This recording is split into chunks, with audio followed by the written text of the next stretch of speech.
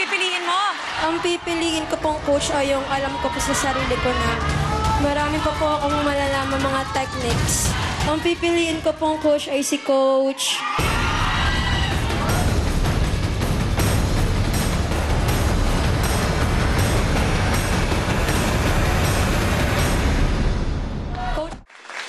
Ang pipiliin ko pong coach ay yung alam ko po sa sarili ko na marami pa po akong malalaman mga techniques. Ang pipiliin ko pong coach ay si Coach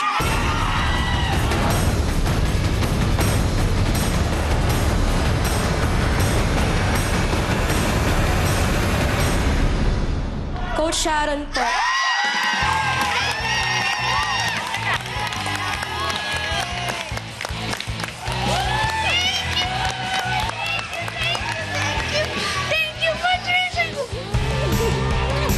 Yes.